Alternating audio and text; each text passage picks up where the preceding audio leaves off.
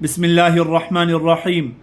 قال أبو هريرة رضي الله تعالى عنه قال رسول الله صلى الله عليه وسلم: إذا انتهى أحدكم إلى المجلس فليسلم، فإن بدا له أن يجلس فليجلس، ثم إذا قام فليسلم، فليست الأولى بأحق من الأخيرة.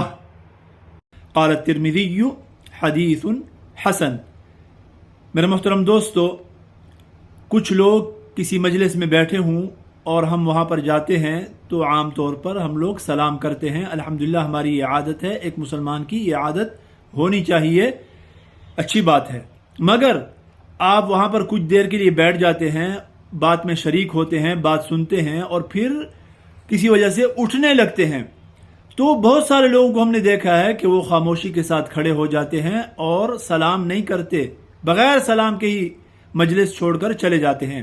یہ سنت کے خلاف ہے. آپ صلی اللہ علیہ وسلم نے فرمایا ہے کہ جب آپ مجلس میں آئیں تب بھی سلام کریں، جب مجلس سے اٹھیں، مجلس چھوڑ کر جائیں تب بھی سلام کریں.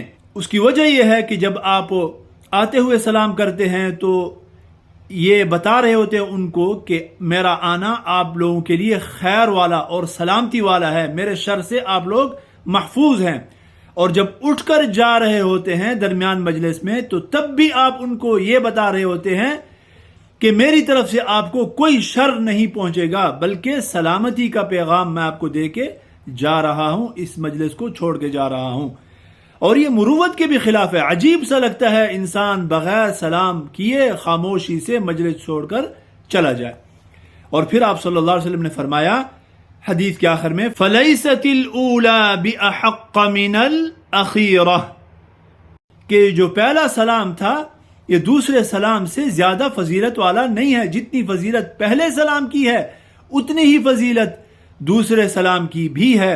جس طریقے سے پہلا سلام کرنا سنت ہے، ایسے ہی مجلس چھوڑ کر جانے کے لیے سلام کرنا بھی سنت ہے. اللہ پاک ہمیں عمل کی توفیق نصیب فرمائے.